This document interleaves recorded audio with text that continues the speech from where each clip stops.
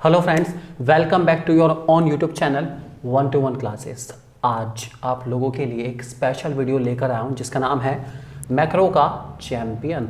आप सबको बनाएंगे मैक्रो इकोनॉमिक्स का चैम्पियन।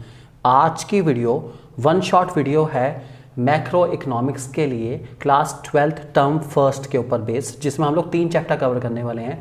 पहला चैप्टर मनी इन बैंकिंग, दूसरा चैप्टर गवर्नमेंट बजट और तीसरा चैप्टर हमारा balance of payment with foreign exchange rate.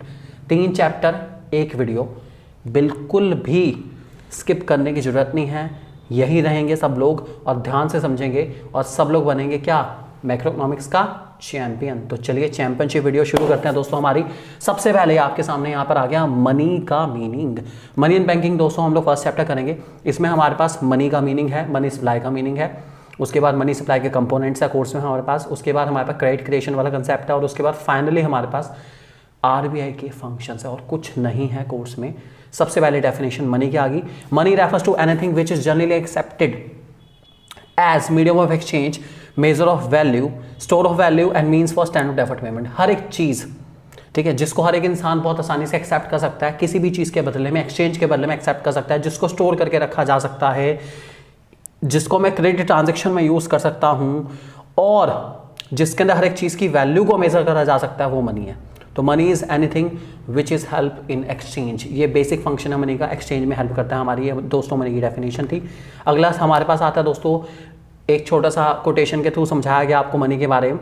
Money as a major है फंक्शन 4। मनी के 4 मेन फंक्शन होते हैं, a medium, a value, a standard, a store. Medium of exchange, measure of value, standard of deferred payment और store of value. ये 4 हमारे main function है किसके, money के। तो यही मनी की डेफिनेशन है कि मनी एज अ मेजर है function 4, a medium, a value, a standard, a store. क्या बात है, वाह वाह। आगे बढ़ते हैं दोस्तों। Money supply. मनी सप्लाई का मतलब क्या है, एक पॉइंट ऑफ टाइम पर हमारी इकोनॉमी में जितनी भी मनी अवेलेबल है, आई रिपीट, एक पॉइंट ऑफ टाइम पर, पॉइंट ऑफ टाइम मीन्स 31 दिसंबर को, ठीक है, या 31 मार्च को, या 3 फरवरी को, या 6 नवंबर को, या 24 मई को, कोई भी डेट आप ले लीजिए जो आप लेना चाहें।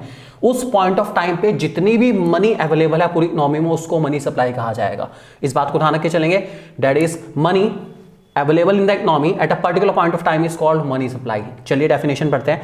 Money supply refers to total volume of money held by public at a particular point of time in an economy. Money supply follow stock. Stock concept है, पॉइंट ऑफ टाइम पे मेजर करा जाता है और ये पैसा वो वाला होगा जो पब्लिक के पास है। आरबीआई गवर्नमेंट के पास वाला पैसा नहीं आएगा, वो पैसा जो पब्लिक के पास है, पब्लिक के पास है, पब्लिक के पास है। ध्यान रख के चलेंगे। इंडिया में मनी सप्लाई को मेजर करने की जिम्मेदारी दी जाती है हमारे आरबीआई को, जो हमारा सेंट्रल बैंक है। और आरबीआई इसके लिए 4 मेजर्स को यूज करता है जिनका नाम है M1, M2, M3, M4, जिनमें से हमारा मेन फोकस रहेगा M1 पर, ठीक है, क्योंकि हमारे कोर्स में वही है। बाकी सब आप सिर्फ नाम पढ़ सकते हैं, इससे ज़्यादा डिटेल में नहीं जाएंगे। तो दोस्तों M1 हमारे सामने है। M1 का शॉर्टकट है याद करने का। M1 में क्या क्या आता है, CDDOD। I repeat, CDDOD। सी का मतलब cash and coins held by the public. जितना पैसा आप लोगों की जेब में इस टाइम हार्ड कैश, करारे करारे नोट या खनकते हुए सिक्के, वो सब का सब कहलाएगा cash and coins with public. इस बात को ध्यान रख के चलेंगे। Hard cash, cash and coins with public. दूसरा पैसा दोस्तों हमारा डिमांड डिपॉजिट है। डिमांड डिपॉजिट एक्चुअल में वो पैसा है जो हमने कमर्शियल बैंक में, बैंकों में जमा करा रखा है और अपने इच्छा अनुसार मैं जब निकलवाना चाहूँ निकलवा सकता हूँ, कोई रोक टोक नहीं है। वाया चेक मैं उसको जब मर्जी निकालना चाहूँ निकाल सकता हूँ, उसको डिमांड डिपॉजिट कहा जाता है। 2 तरह के अकाउंट में हमारे डिमांड डिपॉजिट होते हैं दोस्तों, एक सेविंग अकाउंट में और एक हमारे करेंट अकाउंट में। ये 2 अकाउंट ऐसे हैं जिनमें आप जब मर्जी पैसा निकालना चाहें निकाल सकते हैं, कोई दिक्कत वाली बात नहीं है। तो आप ध्यान रख के चलेंगे। डिमांड डिपॉजिट वो पैसा जो आपने बैंक में जमा करा रखा है और आप अपनी इच्छा अनुसार जब मर्जी निकालना चाहें निकाल सकते हैं, उसको डिमांड डिपॉजिट कहेंगे। और तीसरा दोस्तों इसके ना हमारे पास है OD, that is other deposit with RBI. ये वाला पॉइंट बहुत सारी बुक्स में नहीं मेंशन करा गया है, कुछ में है कुछ में नहीं है, कोई बात नहीं, मैं आपको फिर भी इसके बारे में इंफॉर्मेशन दे देता हूँ। ओडी दोस्तों बताता है कि जितना पैसा आरबीआई के पास पड़ा हुआ है और पब्लिक वेलफेयर फंड के रूप में पड़ा हुआ है और फॉरेन से आया है, उसको ओडी कहा जाएगा। ये वो पैसा नहीं है जो आरबीआई ने प्रिंट करा है अभी, ये वो पैसा है जो विदेशों से आया है भारतीय लोगों की मदद के लिए। जब हमारे देश में कोई भी प्राकृतिक आपदा, नेचुरल कैलेमिटीज आ जाती हैं तो फॉरेन से जो एड आती है वो पैसा है पब्लिक का, लगना पब्लिक पे है, लेकिन फिलहाल किसके पास है, आरबीआई के पास। तो वो भी हमारा मनी सप्लाई का पार्ट बनेगा क्योंकि वो पैसा किसका, पब्लिक का ही है। So these are the 3 main components of M1। तो ये हमारे मनी सप्लाई का M1 है और इसके मैंने आपको मेन कंपोनेंट बताई, यही हमें बहुत अच्छे से करके चलना है। CDD-OD आप कह सकते हैं मनी सप्लाई के 3 कंपोनेंट है, CDD-OD, बस और कुछ याद नहीं करना, CDD-OD यही M1 है और यही मनी सप्लाई के हमारे मेन कंपोनेंट है। इसके अलावा आप अगर याद करना चाहें तो इन सब के बारे में डिटेल भी आपके पास सामने आ रही है कि कैश एंड कॉइन्स में क्या क्या आता है, आपको नज़र आ रहा है। डिमांड डिपॉजिट में क्या क्या है मैंने आपको यहाँ शो करा है, अदर डिपॉजिट में क्या है वो सब भी मैंने यहाँ पे शो करा है, आप नोट करना चाहे बाद में नोट भी कर सकते हैं। M2 की बात करूँ दोस्तों तो M2 के अंदर M1 पूरा आता है प्लस सेविंग डिपॉजिट आता है पोस्ट ऑफिस सेविंग बैंक के साथ, अर्थात वो पैसा जो हमने पोस्ट ऑफिस में जमा करा रखा है सेविंग अकाउंट में। पोस्ट ऑफिस में भी दोस्तों सेविंग अकाउंट होता है जो कि आज के टाइम में बहुत कम लोगों का होता है, लेकिन हाँ होता है। तो उसमें जो पैसा है दोस्तों वो भी हम इसके अंदर काउंट करेंगे। उसके बाद M3 आता है, M3 के अंदर हमारा M1 पूरा आता है प्लस नेट टाइम डिपॉजिट या टर्म डिपॉजिट भी कहते हैं। टर्म डिपॉजिट में आपका FD वाला पैसा, अब तक मैंने FD वाला पैसा नहीं आता, फिक्स डिपॉजिट वाला, मैं वो भी इंक्लूड करके चलूँगा क्योंकि FD में हमारे इंडिया वालों का बहुत विश्वास है भाई। हर इंसान की FD, आपकी भी तो होगी, मुझे पूरा विश्वास है, सबकी होती है FD, तो वो वाला पैसा भी इंक्लूड कर लिया जाएगा। और M4 में दोस्तों M3 जो ऊपर से आया है plus total deposit post office saving bank, जितना भी पैसा पोस्ट ऑफिस में पड़ा है किसी भी रूप में, चाहे वो हमारे पोस्ट ऑफिस के रिकरिंग डिपॉजिट अकाउंट में हो, पोस्ट ऑफिस के सेविंग अकाउंट में हो, जितना पैसा है सब ऐड कर लूंगा तो M4 आएगा। क्या आएगा? M4। एक MCQ के लिए क्वेश्चन आ सकता है, कौन सा मेजर सबसे ज्यादा लिक्विड है? M1 सबसे ज्यादा लिक्विड है। कौन सा aggregate measure of money supply कहलाता है या aggregate money resources of the society कहलाता है? M3 कहलाता है। और लीस्ट लिक्विड मेजर है दोस्तों हमारे पास M4। ये आप MCQ के लिए याद करना चाहते हो याद कर सकते हैं। चलिए अगले कंसेप्ट की ओर चलते हैं जिसका नाम है credit creation bye commercial bank. कैसे बैंक पैसा क्रिएट करता है? एक्चुअल में हमारा कमर्शियल बैंक पैसे को इशू नहीं करता, इशू तो RBI के द्वारा करा जाता है, लेकिन पैसे से पैसा क्रिएट करना कमर्शियल बैंक का काम है। कमर्शियल बैंक बहुत आगे की चीज़ है, जानता है इसकी टॉपी उसके सर, उसकी टॉपी उसके सर, घुमा घुमा के एक छोटे से पैसे को, बहुत ही लिमिटेड अमाउंट को इनफाइनाइट अमाउंट में कन्वर्ट कर सकता है। कौन? हमारा कमर्शियल बैंक। तो ये कैसे कन्वर्ट करता है इसके लिए आपको जानना पड़ेगा और समझनी पड़ेगी हमारी ये पर्टिकुलर टेबल जो आपके सामने आ रही है। मैं लेकर आऊँगा उसको, टेबल बनाऊंगा, आप ध्यान से समझेंगे इस टेबल को। लेकिन उससे पहले आप 2 कंसेप्ट समझ लीजिए, एक का नाम है प्राइमरी डिपॉजिट और एक का नाम है LRR, जिनके बारे में यहाँ लिखा भी हुआ है। प्राइमरी डिपॉजिट का मतलब वो पैसा जिससे बैंक शुरुआत कर रहा है या वो पैसा जो बैंक के पास फिलहाल अवेलेबल है और इसके थ्रू बैंक क्रेडिट क्रिएट करना शुरू करेगा, उसको प्राइमरी डिपॉजिट कहा जाएगा।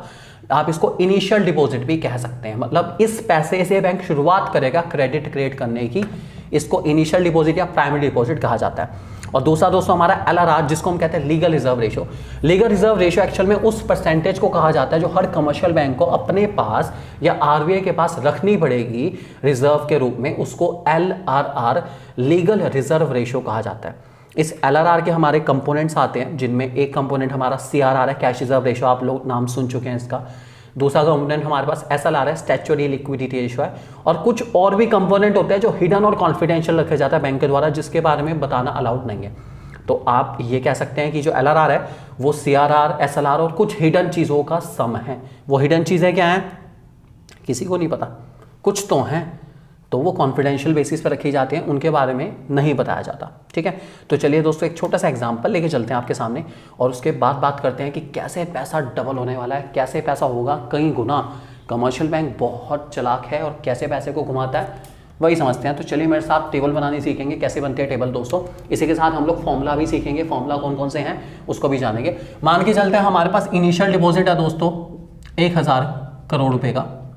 जितना भी डेटा है यहाँ पे बोर्ड पे दिखाया जाएगा वो सारा करोड़ में होगा, ध्यान रख के चलेंगे। ठीक है, बैंक इससे डिपॉजिट क्रिएट करने की कोशिश कर रहे हैं। फिलहाल बैंक के पास यही 1000 करोड़ रुपए का डिपॉजिट है और कुछ नहीं है। ठीक है, लोन देने से पहले, किसी भी इंसान को लोन देने से पहले बैंक को LRR मेंटेन करना कंपलसरी है। मैं मान के चलता हूँ LRR 20% है दोस्तों, ये मेरी अजम्पशन है, आप जो एज्यूम करना चाहे कर सकते हैं। आप एज्यूम कर सकते हैं 10%, 20%, सिंपल नंबर लेके चलेंगे तो ज़्यादा अच्छा रहेगा।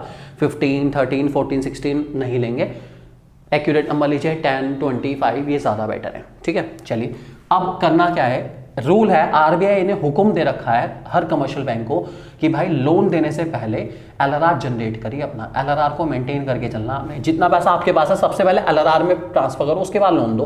तो 1000 करोड़ का 20% मतलब 200 करोड़ तो मेरे चले गए LRR में। ठीक है, बचे कितने? 800 करोड़। 800 करोड़ रुपए का मैंने लोन दे दिया किसको? मिस्टर ए को। मान लीजिए कोई इंसान है मिस्टर ए, उन्होंने मैंने 800 करोड़ का लोन उनको मैंने दे दिया है। मैंने कहा आप ले जाइए, कोई दिक्कत नहीं। मिस्टर ए को बुलाया, चाय पे बिठाया, खाना खिलाया, उसके बाद कहा कि चलिए आपका लोन पास हो गया है और हम आपके अकाउंट में, जो कि हमारे ही बैंक में है, खुला है, उसमें ट्रांसफ़र कर देंगे। और मैंने 800 करोड़ पे उनके अकाउंट में ट्रांसफ़र कर दिए। अब पैसा मिस्टर ए के पास चला गया, लेकिन फिलहाल है कहाँ, बैंक में ही है। 800 करोड़ पे दोस्तों कैश तो निकलेगा नहीं। 800 करोड़ पे यूज़ करने के लिए मुझे क्या करना पड़ेगा, मुझे आगे किसी ना किसी को चेक ही देना पड़ेगा। तो मैंने आगे RTGS NEFT कोई भी टर्म यूज़ करी जिसके थ्रू मैं पैसा ट्रांसफ़र कर पाऊँ।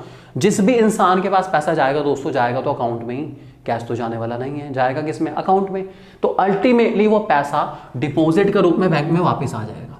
जिस भी इंसान के अकाउंट में जाएगा 800 करोड़ पे वापस आ गया बैंक के पास ही। मान के चलते हैं पूरे बैंकिंग सिस्टम जुड़ा हुआ है, तो 800 करोड़ पे वापस तो बैंक में ही आ रहा है, कहीं और थोड़ी ना जाएगा, वापस आ गया।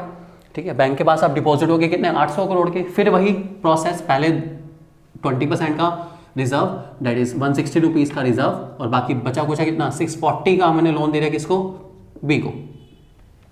सेम वही प्रोसेस मैंने बी के साथ रिपीट करी जैसी मैंने ए के साथ करी थी, कि बी को बुलाएंगे, उनका अकाउंट खोलेंगे और उस अकाउंट में उस पैसे को क्रेडिट कर दिया जाएगा कि सर लीजिए आपका लोन है, आप ले लीजिए।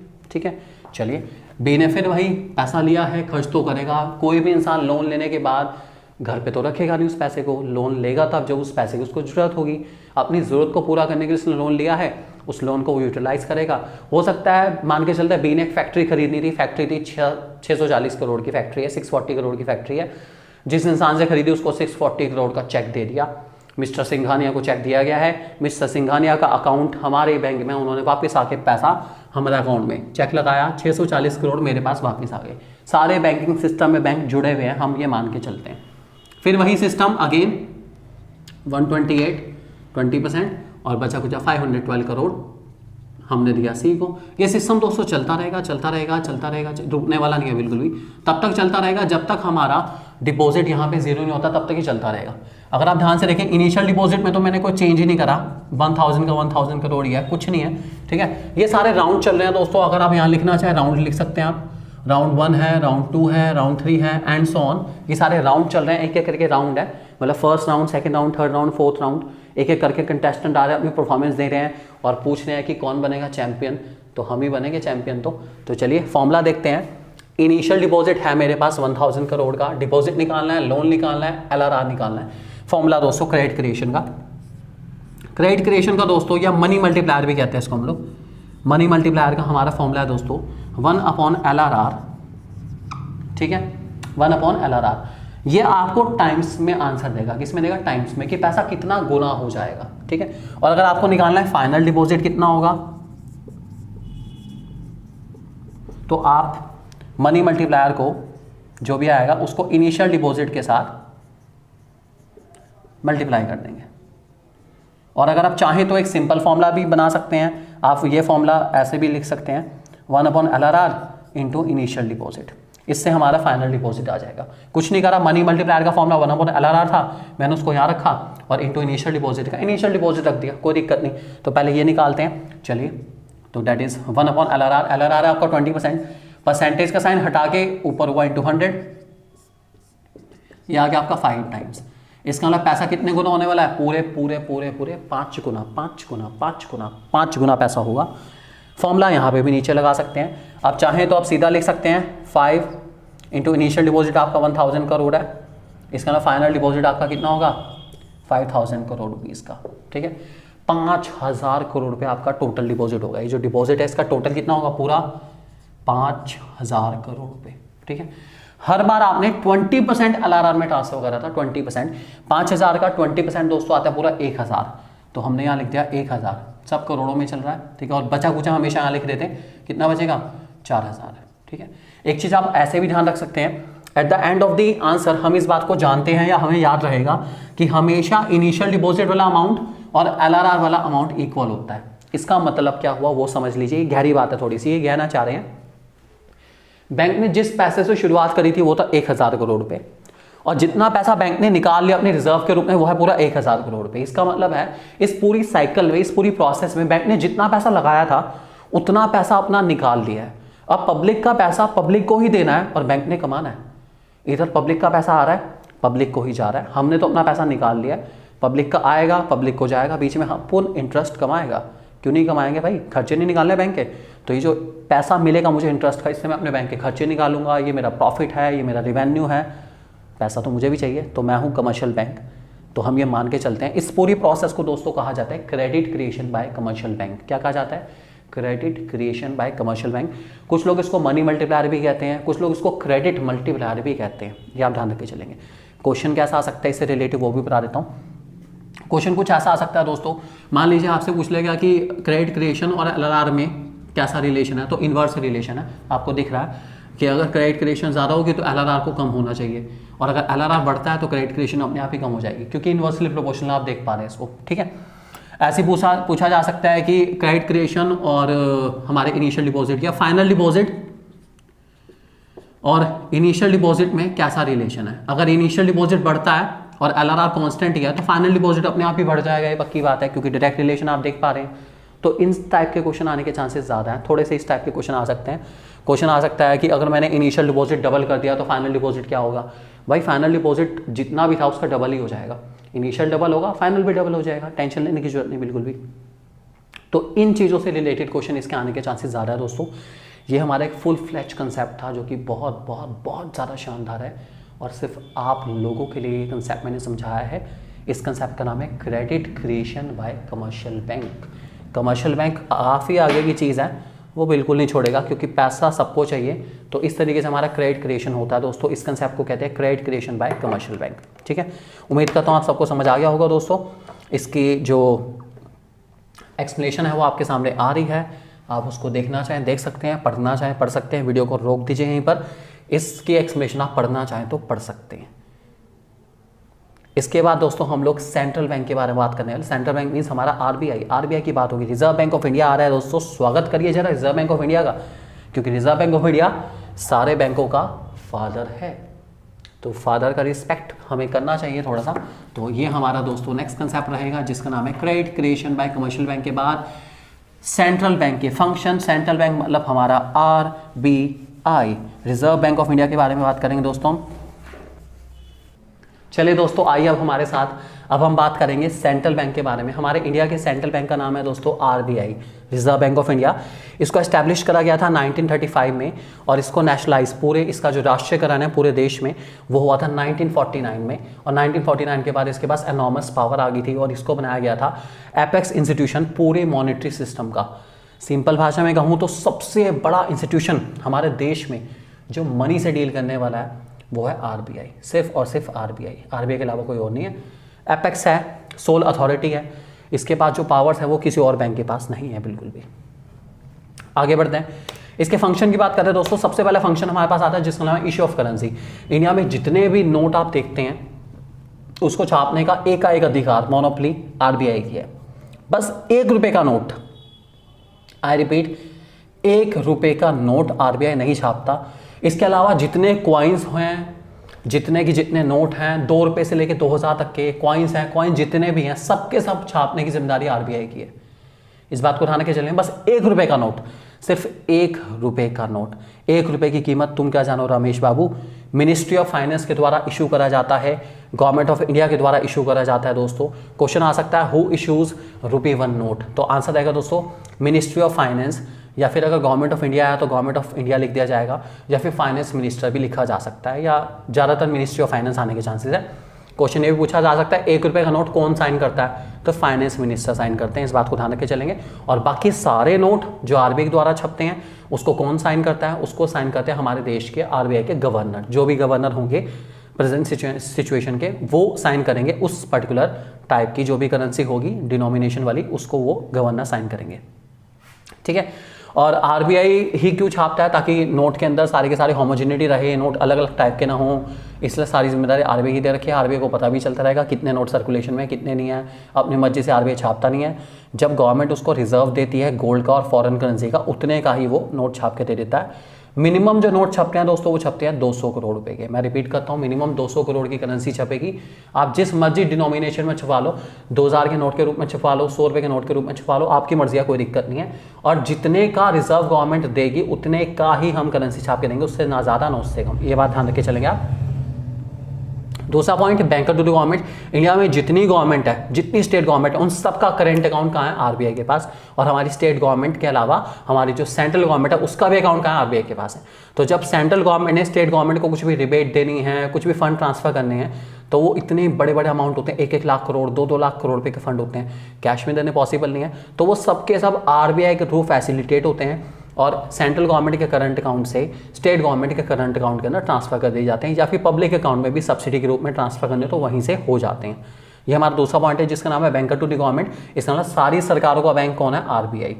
ठीक है। और आरबीआई में दोस्तों पब्लिक का अकाउंट नहीं होता, मतलब हम लोग, आप लोग, हम में से कोई आरबीआई में अकाउंट नहीं खुलवा सकता, गवर्नमेंट खुलवा सकती है सिर्फ। उसके बाद दोस्तों हमारा तीसरा पॉइंट जिसका नाम है bankers bank and supervisor. India में जितने बैंक हैं उन सबको लीड करने की जिम्मेदारी, उन सारे बैंकों को सुपरवाइज करने की जिम्मेदारी दोस्तों आरबीआई को दी गई है। आरबीआई सुपरवाइज करने के लिए सबसे पहले तो क्लियरिंग हाउस फंक्शन करता है। क्लियरिंग हाउस फंक्शन का मतलब है चेक क्लियर करने का फंक्शन। चेक क्लियर करने का तरीका क्या है दोस्तों? मैं आपको वैसे ही सिंपल भाषा में बता देता हूँ। मान लीजिए एक बैंक ने दूसरे बैंक के पास चेक ट्रांसफर करा, पर्सन टू पर्सन के थ्रू चेक ट्रांसफर हुआ है, तो आरबीआई जो है उस चेक को सॉल्व करने की या उस चेक को जो है सेटल करने की कोशिश करेगा। सेटल करने के लिए आरबीआई का पूरा प्रोसेस है जिसको हम लोग क्लियरिंग हाउस फंक्शन कहते हैं। इस क्लियरिंग हाउस फंक्शन में जिस बैंक को चेक दिया गया है उसके अकाउंट में, उस बैंक के अकाउंट में पैसा डाल दिया जाएगा और जिस बैंक से पैसा लेना है उस बैंक के अकाउंट से पैसा निकाल लिया जाएगा। ये सारा काम करेगा आरबीआई और उसके बाद बैंक आगे फर्दर इसको अपने अपने क्लाइंट के अकाउंट में ट्रांसफर करना चाहें तो कर सकते हैं। उसके अलावा हमारे पास जितने भी कस्टोडियन हैं दैट इज रिजर्व के, दैट इज हमारा जो रिजर्व है सीआरआर जिसे हम कहते हैं, सीआरआर भी दोस्तों आरबीआई के पास मेंटेन करे जाते हैं जिसको हम कहते हैं cash reserve ratio. Cash reserve ratio वो परसेंटेज है बैंक के टोटल अमाउंट का जो आरबीआई के पास जमा करा के रखना कंपलसरी है। तो इसकी कस्टडी कौन रखता है? आरबीआई रखता है। और इसके अलावा दोस्तों हमारे पास lender of the last resort भी होता है कि अगर किसी कमर्शियल बैंक को कहीं से पैसा नहीं मिलता तो आरबीआई उसको कभी पैसा देने से मना नहीं करेगा। और जिस रेट पे पैसा लैंड करता है दोस्तों उसको हम कहते हैं रेपो रेट। मैं रिपीट करता हूँ, जिस रेट पे सेंट्रल बैंक हमारा आरबीआई कमर्शियल बैंक को पैसा देता है उसको हम लोग रेपो रेट कहते हैं, ध्यान रखेंगे। तो ये सारे हमारे बैंकर्स बैंक एंड सुपरवाइजर वाले फंक्शन है। एज अ सुपरवाइजर वो बैंक्स के एक्टिविटीज़ के ऊपर निगरानी रखता है और उनको बताता है अगर कोई बैंक गलत कर रहा है तो उसको डांट भी देगा कि भाई ऐसे ना करो, ऐसे कर लो, देता है, कभी कभी देता भी है, एडवाइस भी दे देता है, कोई दिक्कत नहीं। उसके बाद दोस्तों हमारा सबसे इंपॉर्टेंट फंक्शन है जिसका नाम है controller of credit and money supply, जो कि बहुत बहुत बहुत बहुत बहुत सारा इंपॉर्टेंट टॉपिक है। इससे क्वेश्चन डेफिनेटली आएंगे और बहुत अच्छे खासे आएंगे। इसमें दोस्तों हमारे पास दो तरह के इंस्ट्रूमेंट है जो आरबीआई यूज करता है मनी सप्लाई को कंट्रोल करने के लिए। मनी सप्लाई जब बहुत ज़्यादा हो जाती है तो इन्फ्लेशन आ जाता है, मनी सप्लाई जब बहुत कम हो जाती है तो डिफ्लेशन आ जाता है। इकोनॉमिकल ना तो इन्फ्लेशन बहुत अच्छा है और ना ही डिफ्लेशन बहुत अच्छा है। हम चाहते हैं हमारी इकोनॉमी इन बैलेंस मैनर में चले, जस्ट फ्लोट करती चले, फ्लोट करती चले, बैलेंस तरीके से चले। ये लहरें बहुत ज़्यादा जब ऊपर नीचे हो जाती है परेशानी देती है, थोड़ा स्मूथ भी चलना चाहिए। तो that is mild category, normal category. तो उसकी जिम्मेदारी दी गई है आरबीआई को कि इकोनॉमी को हम माइल्ड कैटेगरी या नॉर्मल कैटेगरी में मेंटेन करके चलें, इक्विलिब्रियम में मेंटेन करके चले, सिंपल भाषा में ये कह सकते हैं हम लोग। इसके लिए हमारे पास आरबीआई की मॉनेटरी पॉलिसी है और मॉनेटरी पॉलिसी के अंदर दो इंस्ट्रूमेंट है हमारे मेन जो इस सिचुएशन को प्रिवेल करने में मदद करते हैं, जिनमें सबसे पहले का नाम है हमारे पास क्वांटिटेटिव इंस्ट्रूमेंट और दूसरे का नाम है क्वालिटेटिव इंस्ट्रूमेंट्स। तो हम लोग क्वांटिटेटिव इंस्ट्रूमेंट की बात करें, क्वांटिटेटिव इंस्ट्रूमेंट दोस्तों वो इंस्ट्रूमेंट है जो क्वांटम पे फोकस करता है, क्वांटिटी, कितना पैसा इकोनॉमी के अंदर है उसके ऊपर फोकस करता है। जबकि क्वालिटेटिव इंस्ट्रूमेंट दोस्तों हमारा डायरेक्शन ऑफ क्रेडिट के ऊपर फोकस करता है कि किस दिशा में पैसा जा रहा है, इस सेक्टर में जाना चाहिए, इस सेक्टर में जाना चाहिए, इस सेक्टर में जाना चाहिए। इससे डील करता है हमारा क्वालिटेटिव इंस्ट्रूमेंट और क्वांटिटी से डील करता है हमारा क्वांटिटेटिव इंस्ट्रूमेंट। मैं पहले आपसे बात करूं क्वांटिटेटिव इंस्ट्रूमेंट के बारे में, जिनमें सबसे पहले वन का नाम है रेपो रेट या रीपर्चेज रेट भी कहते हैं दोस्तों। Repo rate, repurchase rate actual में मैंने आपको अभी बताया, जिस रेट पे हमारा कमर्शियल बैंक आरबीआई से पैसा लेता है उसको हम लोग रेपो रेट, रीपर्चेज या बैंक रेट के नाम से भी जानते हैं। बस फर्क है, रेपो रेट शॉर्ट टर्म के लिए है, बैंक रेट थोड़े से लॉन्ग टर्म के लिए। रेपो रेट के टाइम पे सिक्योरिटी नहीं गिरवी रखनी पड़ती, बैंक रेट के टाइम पे सिक्योरिटी गिरवी रखनी पड़ती है, बस ये छोटा सा फर्क है। अब रूल क्या कहता है, इन्फ्लेशन डिफ्लेशन के हिसाब से मैं आपको समझाता हूँ। इन्फ्लेशन के टाइम पे, ठीक है, कमर्शियल बैंक आरबीआई से पैसा लेने जाता है और आरबीआई कहता है कि मैं पैसा तो दूंगा लेकिन आपसे बहुत अच्छे खासे रेट ऑफ इंटरेस्ट पे मैं पैसा दूंगा, आपको महंगा मिलेगा पैसा। अब महंगा पैसा मिलेगा तो बैंक, कमर्शियल बैंक सोचता है कि यार मैं पैसा लूँ ना लूँ, क्योंकि पैसा महंगा मिल रहा है। महंगा मीन्स इंटरेस्ट रेट काफ़ी ज़्यादा है और उसके बाद उसने आगे पब्लिक को भी देना है। ठीक है, होता क्या रूल कि कमर्शियल बैंक आरबीआई से लेता है और कमर्शियल बैंक आगे पब्लिक को दे देता है पैसा। अगर पीछे से पैसा मिलेगा महंगा तो उसको पब्लिक को पैसा महंगा देना पड़ेगा, और महंगा पैसा पब्लिक को लेना पसंद नहीं है, जिसकी मजबूरी है सिर्फ वही लेगा, हर इंसान नहीं लेगा बिल्कुल भी। लेकिन अगर यही पैसा सस्ते रेट पे मिल रहा है तो हर इंसान लेगा, कोई छोड़ने वाला नहीं है। तो रूल क्या कहता है, इन्फ्लेशन के टाइम पे पैसा महंगा कर दो, महंगा करने वाला इंटरेस्ट रेट बढ़ा दो, इतना बढ़ा दो, इतना बढ़ा दो, इतना बढ़ा दो। मान लीजिए मार्केट में मिलने वाला जो बैंक से पैसा है उसकी इंटरेस्ट रेट 15%, 12% पहुंच गई, तो 12%, 15% पैसा बहुत महंगा माना जाता है। इसका मतलब 15% पर एनम का इंटरेस्ट देना बच्चों की बस की बात नहीं है, बहुत मुश्किल होता है एक बिजनेसमैन के लिए 15% पर एनम का इंटरेस्ट रेट देना, तो वो लेगा ही नहीं बिल्कुल भी। लेकिन अगर वही बैंक आपको पैसा दे रहा है 6% पर एनम पे, 7% पर एनम पे, 5% पर एनम पर, तो कितना अच्छा लग रहा है। 5% पर एनम, आपको नई गाड़ी चाहिए, 5% पर एनम पे, सिर्फ 1 साल का इंटरेस्ट, मात्र 5%। इसका मतलब 10 लाख की गाड़ी अगर आपने लिया तो उसकी 1 साल का इंटरेस्ट मात्र 50,000 रुपये होगा। महंगा नहीं है यार, कोई दिक्कत नहीं, इंस्टॉलमेंट में दे देंगे, कोई दिक्कत वाली बात नहीं, गाड़ी लेके चलने नई वाली लेंगे। लेकिन ऐसा होता नहीं है। तो इन्फ्लेशन डिफ्लेशन टाइम पे आरबीआई सिनेरियो को कंट्रोल करता है। इन्फ्लेशन टाइम पे रेपो रेट बढ़ा देता है, जिससे मार्केट में जो लैंडिंग रेट है कमर्शियल बैंक जिस पे रेट पे पब्लिक को पैसा देता है वो रेट महंगा कर देता है, पब्लिक पैसा नहीं लेती। डिफ्लेशन टाइम पे घटा देता है, लैंडिंग रेट घट जाता है, पब्लिक ज़्यादा से ज़्यादा पैसा लेने की कोशिश कर सकती है उस टाइम पे।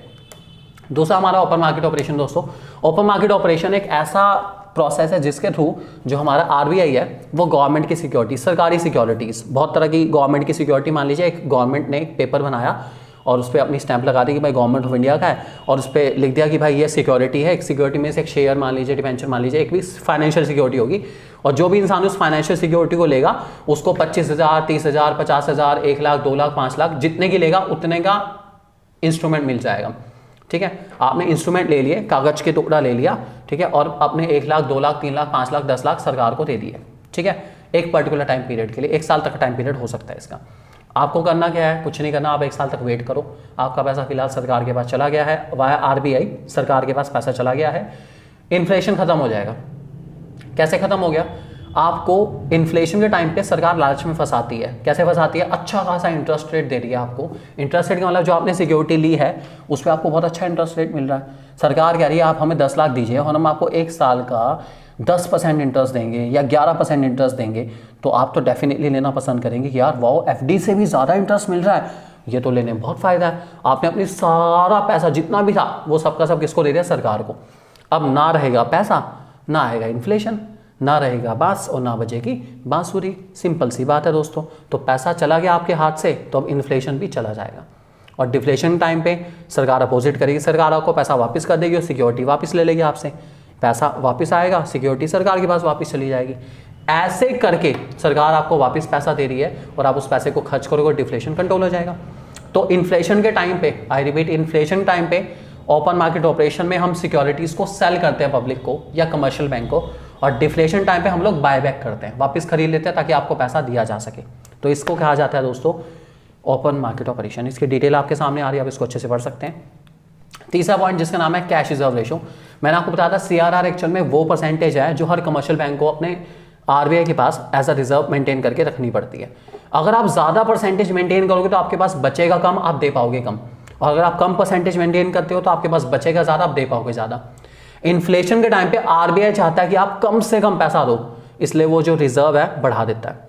आरबीआई जितना ज़्यादा रिजर्व बढ़ाएगा उतना ज़्यादा रिजर्व आपको मेंटेन करना पड़ेगा, आपके पास पैसा कम बचेगा और आप कम से कम पैसा पब्लिक को दे पाओगे। डिफ्लेशन टाइम पे आरबीआई रिजर्व को कम कर देता है कि भाई हमें नहीं चाहिए, आप पब्लिक को दो। रिजर्व कम हो गया, आपको कम मेंटेन करना है, आपके पास ज़्यादा बचेगा और आप पब्लिक को ज़्यादा दे पाएंगे। तो इन्फ्लेशन के टाइम पे कम से कम देना है, डिफ्लेशन टाइम पे ज़्यादा से ज़्यादा देना है।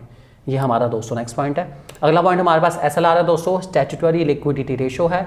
ये वो पैसा जो हर कमर्शियल बैंक को अपने पास ही मेंटेन करके चलना है, वो भी लिक्विड फॉर्म में, कैश के फॉर्म में, रिजर्व में मेंटेन करके चलना है, और इसको डेली बेसिस पे यूज़ नहीं करा जाएगा बिल्कुल भी। ये अलग से रिजर्व है जो आपकी इमरजेंसी फंडिंग के टाइम पर ही यूज़ होगा। अगर आपने एसएलआर ज़्यादा मेंटेन, एसएलआर भी कितना मेंटेन करना है आरबीआई बताता है। अगर एसएलआर ज़्यादा मेंटेन कर दिया तो आपके पास पैसा वैसे ही कम बचेगा, और अगर एसएलआर कम मेंटेन करा तो आपके पास पैसा ज़्यादा बचेगा। ठीक है, इन्फ्लेशन के टाइम पे आरबीआई चाहता है कि आप कम से कम पैसा दें, इसलिए वो रिजर्व बढ़ा देता है। ज़्यादा रिजर्व होगा तो आप कम से कम पैसा दे पाएंगे, रिजर्व कम होगा डिफ्लेशन के टाइम पे तो आप ज़्यादा से ज़्यादा पैसा दे पाएंगे। तो यह है दोस्तों हमारा SLR, जिसका नाम है स्टैट्यूटरी लिक्विडिटी रेशो। अगला पॉइंट हमारे पास रिवर्स रेपो रेट है। Reverse repo rate just like a magnetic power, ठीक है। रिवर्स रेपो रेट क्या होता है? जिस रेट पे सेंट्रल बैंक आपसे, कमर्शियल बैंक से उधार ले रहा है। ये कहना थोड़ा सा बेइज्जती वाला महसूस होता है कि कमर्शियल बैंक से RBI उधार ले रहा है, RBI की बेइज्जती है, मैं नहीं बेइज्जती करूँगा बिल्कुल भी। आप सिंपल मान लीजिए, जब कमर्शियल बैंक के पास बहुत एक्सेस मनी हो जाती है तो उस पैसे को वो क्या करता होगा, पब्लिक नहीं ले रही है मान लीजिए, तो अपना सारा एक्सेस पैसा वो RBI के पास जमा करा देता है। RBI उस पैसे पे जो रेट ऑफ इंटरेस्ट देता है उसको रिवर्स रेपो रेट कहा जाता है। तो यहाँ पे एक लाइन बड़ी अच्छी ली गई है, reverse repo rate refers to the interest rate received by commercial bank from the central bank against the parking of funds by the commercial. Parking of funds का मतलब जब कमर्शियल बैंक के पास ज़्यादा पैसा हो गया तो अपने फंड्स को पार्क कर देगा, अपने फंड्स को जमा करा देगा RBI के पास। जो रेट ऑफ इंटरेस्ट उसको मिल रहा है उसको रिवर्स रेपो रेट कहा जाता है। इन्फ्लेशन के टाइम पे जब महंगाई बहुत ज़्यादा महंगाई है तो आपको ज़्यादा से ज़्यादा इंटरेस्ट मिलेगा, ताकि आप अपने फंड्स को हाथ ना लगाएं, क्योंकि आप अगर उस पैसे को निकालोगे और पब्लिक में बांटोगे तो इन्फ्लेशन और ज़्यादा बढ़ जाएगा। तो RBI कहता है भाई मैं तुझे बहुत ज़्यादा अच्छा इंटरेस्ट दूंगा, तो सारा पैसा मुझे दे दे, जितना दे सकता है सारा पैसा मुझे। RBI बहुत स्मार्ट है इस मामले में, कमर्शियल बैंक से सारा पैसा ले लेता है। सारा पैसा ले लेगा तो अब इन्फ्लेशन आएगा नहीं, क्योंकि मार्केट में पैसा आ ही नहीं सकता। बैंकों का सारा पैसा किसके पास है? RBI के पास है। डिफ्लेशन टाइम पे RBI रिवर्स रेपो रेट का कम कर देता है। जब रिवर्स रेपो रेट कम हो जाता है तो कमर्शियल बैंक को लगता है कि यार RBI को पैसे देकर फायदा नहीं है, मुश्किल से मुश्किल 1-2% इंटरेस्ट दे रहा है, ये 1-2% से तो हमारे खर्चे भी नहीं निकलेंगे, इसलिए RBI रिवर्स रेपो रेट कम कर देता है। इस चक्कर में कमर्शियल बैंक को पब्लिक को पैसा देना पड़ता है, क्योंकि पब्लिक कमर्शियल बैंक से अच्छे खासे रेट ऑफ इंटरेस्ट पे लोन लेगी, 7% 8% पे ले लेती है, और वहाँ RBI आपको देता है 2% ही। तो डिफ्लेशन के टाइम पे RBI रिवर्स रेपो रेट कम करते हैं ताकि कमर्शियल बैंक मेहनत करे और पब्लिक को पैसा बांटने की कोशिश करे। ये था दोस्तों हमारा रिवर्स रेपो रेट। इसी के साथ हमारे दोस्तों क्वांटिटेटिव इंस्ट्रूमेंट खत्म हुए। अब बात करते हैं क्वालिटेटिव इंस्ट्रूमेंट की। क्वालिटेटिव इंस्ट्रूमेंट में सबसे पहला पॉइंट है margin requirement. Margin requirement difference होता है अमाउंट ऑफ लोन जो आपको मिलेगा और जो आपने सिक्योरिटी मॉर्गेज करी है। मान लीजिए आपने 1 लाख रुपए का गोल्ड गिरवी रखा है और आपको 1 लाख रुपए का गोल्ड गिरवी रखने पर बैंक ने आपको सिर्फ 70,000 रुपये दिए हैं। तो जो डिस्काउंट है बीच में, डिफरेंस आपको नजर आ रहा है 30,000 का, उसको मार्जिन रिक्वायरमेंट कहा जाएगा। परसेंटेज में देखा जाए तो 1 लाख रुपए का 30% मार्जिन रिक्वायरमेंट है। अच्छा खासा है मार्जिन रिक्वायरमेंट दोस्तों। इन्फ्लेशन के टाइम पे मार्जिन रिक्वायरमेंट ज़्यादा करते हैं ताकि आपको लोन कम से कम मिले। डिफ्लेशन के टाइम पे यही मार्जिन रिक्वायरमेंट कम से कम कर देंगे ताकि आपको लोन ज़्यादा से ज़्यादा मिले। मान लीजिए इन्फ्लेशन के टाइम पे 30% का मार्जिन रिक्वायरमेंट और डिफ्लेशन टाइम पे सिर्फ 10% का मार्जिन रिक्वायरमेंट। इन्फ्लेशन के टाइम पे आपको पैसा कम से कम मिल रहा है और डिफ्लेशन के टाइम पे पैसा आपको ज़्यादा से ज़्यादा मिल रहा है, इसको मार्जिन रिक्वायरमेंट कहा जाता है। और अगला पॉइंट दोस्तों हमारे पास आता है मॉरल सुएशन। मॉरल सुएशन एक अपील है, हाथ जोड़ के विनती करी जाती है RBI के द्वारा कि सारे कमर्शियल बैंकों कि मार्केट में इन्फ्लेशन है या मार्केट में डिफ्लेशन है, हमारे साथ कोऑर्डिनेट करके चलिए। इन्फ्लेशन है तो पब्लिक को पैसा कम से कम दीजिए, डिफ्लेशन है तो पब्लिक को पैसा ज़्यादा से ज़्यादा दीजिए। और बाद में नीचे धमकी लिखी होती है कि मजाक में मत लेना बिल्कुल भी, अगर आप हमारी बात नहीं मानते हैं तो हम आपका लाइसेंस कैंसिल कर देंगे। तो बड़े प्यार से बेइज्जती करी जा रही है RBI के द्वारा कमर्शियल बैंक्स की कि जैसा हम कह रहे हैं आप अगर आपने वैसा ना करा तो भी आपका नुकसान ही है। तो ये वही बात हो गई। इस पर एक बड़ी अच्छी लाइन याद आती है कि तुम मुझे चाहो या ना चाहो कोई बात नहीं, तुम किसी और को चाहोगे तो मुश्किल होगी। तो वही बात है कि हमारे साथ कोऑपरेट नहीं करेंगे तो काफ़ी मुश्किलों का सामना करना पड़ सकता है, ऐसा RBI का कहना है कमर्शियल बैंक को। इसलिए कमर्शियल बैंक चुपचाप सारी की सारी बात मानते हैं किसकी? RBI की। फादर ऑल द बैंक्स है भाई, फादर है सारे बैंक्स का और हेड भी है, तो हेड की बात नहीं ठुकराई जाएगी। जो RBI कह रहा है चुपचाप उसको फॉलो करते चलो। तो ये था दोस्तों हमारे पास बहुत अच्छा चैप्टर जिसका नाम है मनी एंड बैंकिंग। उम्मीद करता हूँ आपको अच्छा लगा होगा चैप्टर। आ जाओ भाई फटाफट, गवर्नमेंट बजट की बारी आ गई। चैप्टर अब पढ़ेंगे हम गवर्नमेंट बजट। मैक्रो का चैंपियन वाली वीडियो चल रही है दोस्तों। गवर्नमेंट बजट की बारी आ चुकी है और शुरू करते हैं हम गवर्नमेंट बजट की बात। डेफिनेशन हमारे सामने आ चुकी है, वो शानदार डेफिनेशन लिखी गई है। Government budget is an annual statement showing item wise estimate of receipts and expenditure during a fiscal year. एक साल के अंदर सरकार कहाँ पे कितना कितना पैसा खर्च करती है और कहाँ से कितना कितना पैसा कमाती है, इसके बही खाते को, इसके कच्चे चिट्ठे को, ये पक्का चिट्ठा कह लीजिए, कोई दिक्कत वाली बात नहीं है, that is a financial record को गवर्नमेंट बजट कहा जाता है। So government budget is an annual statement showing item wise all the receipts and expenditure that is going to be made by the government सरकार कहाँ कहाँ पे कितना कितना पैसा खर्च करने वाली है और कहाँ कहाँ से कितना कितना कमाने वाली है। एक्सपेक्टेड है दोस्तों, ध्यान रखिए, चलना एक्सपेक्टेड है, भविष्य की बातें चल रही है, एक्सपेक्टेशन के ऊपर ही बेस्ड हो सकती हैं, रियलिटी का किसी को नहीं पता। इसको कहा जाता है दोस्तों गवर्नमेंट बजट। 1 साल की ड्यूरेशन है। गवर्नमेंट बजट दोस्तों हमारी central government, state government, local government सब बनाती है, कोई नहीं छोड़ती। ऑब्जेक्टिव की बात करता हूं दोस्तों, गवर्नमेंट बजट क्यों बनाया जा रहा है इसके ऊपर बात करते हैं। बहुत बहुत बहुत इंपॉर्टेंट टॉपिक है, 101% इस टॉपिक से रिलेटेड क्वेश्चन एग्जाम में आपको मिलेगा ही मिलेगा। एक केस स्टडी भी मिलने के चांसेस काफ़ी ज़्यादा हैं। बहुत ही शानदार टॉपिक है, बहुत अच्छे से करके चलेंगे। सबसे पहला ऑब्जेक्टिव गवर्नमेंट बजट का दोस्तों, उसका नाम है रीएलोकेशन ऑफ रिसोर्सेज। रीएलोकेशन का मतलब होता है दोबारा से बांटना। पहले ढंग से नहीं बटे थे, अब बांट देते हैं। टेंशन मत लो, हम बैठे हैं। पिछली बार हमने जिस सेक्टर में जितना पैसा दिया, मान लीजिए वो पैसा किसी सेक्टर में ज़्यादा किसी में कम गया, तो कोई बात नहीं, अगले साल हम अपनी जो मिस्टेक है उसको करेक्ट करने की कोशिश करेंगे। एग्जाम्पल, रीएलोकेशन ऑफ रिसोर्सेज का दोस्तों, अगर आप पिछला बजट उठा के देखते हैं, इससे पहले 2019 से पहले वाले बजट उठा के देखते हैं, तो हेल्थ सेक्टर पर सबसे कम पैसा खर्च करा गया है इंडिया के अंदर। लेकिन कोविड-19 के सिचुएशन के बाद हेल्थ सेक्टर के खर्च होने वाले पैसे में एकदम से स्टीप प्राइस, शानदार इजाफा हुआ है, शानदार बढ़ोतरी हुई है। ये रीएलोकेशन ऑफ रिसोर्सेज की वजह से है, क्योंकि जिस टाइम पे जो चीज़ पे ध्यान देना चाहिए सरकार उसी चीज़ पे ध्यान देती है, जिस सेक्टर पे ध्यान देने चाहिए सरकार उसी सेक्टर पे ध्यान देती है। मैं आपको एग्जांपल इसका और दे देता हूँ।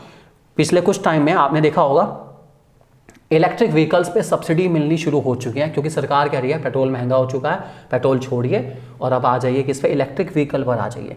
तो इसको कहा जाता है रीएलोकेशन ऑफ रिसोर्सेज। जिस चीज़ को सरकार प्रमोट करना चाहती है उस पर आपको हेल्प करेगी ताकि आप उस पर शिफ्ट हो जाएं। तो सरकार अपने बजट में एलोकेट करती रहती है, जिस सेक्टर को प्रमोट करना उसको पैसा ज़्यादा देगी, जिसको डिमोट करना उस पर पैसा कम देगी। इसी के अंदर दोस्तों हमारे 2 पॉइंट आते हैं, कैसे सरकार ऐसा करती है। पहले तो टैक्स कंसेशन या सब्सिडीज देके भी कर सकती है, कुछ चीज़ों पर टैक्स कंसेशन, जैसे मैंने आपको इलेक्ट्रिक व्हीकल का एग्जाम्पल दिया, तो सब्सिडी दे रही है सरकार, ठीक है, कि जिस पे भी अगर आप इलेक्ट्रिक व्हीकल लेते हैं तो आपको सब्सिडी मिलेगी ताकि आप ज़्यादा से ज़्यादा मात्रा में इलेक्ट्रिक व्हीकल यूज़ करना शुरू करें। कार पर, बाइक पे, स्कूटर पे, सब पे सब्सिडी मिल रही है इलेक्ट्रिक व्हीकल्स पर, depending upon state to state. और कुछ चीज़ों में सरकार टैक्स पे कंसेशन भी देती है, time to time tax concession दे दिया आपने। जैसे एग्जांपल सैनिटाइज़र पे टैक्स कम कर दिया था सरकार ने शुरू में ही, क्योंकि एकदम से यूजेज काफ़ी बढ़ गया तो उसको टैक्स कम करा गया ताकि हर इंसान उसको आसानी से ले पाए, ठीक है। और जिस चीज़ के मान लीजिए सरकार चाह रही है कि जिसका कंजम्पशन आप कम कर दे उस पर टैक्स बढ़ा देती है, जैसे सिगरेट, ठीक है, और टोबैको प्रोडक्ट्स और अल्कोहल वगैरह, इन सब पे टैक्स बढ़ता रहता है ताकि इनका यूजेज कम हो, ठीक है। और इसी के साथ ये भी रीएलोकेशन में दोस्तों। और दूसरा है directly producing goods and service.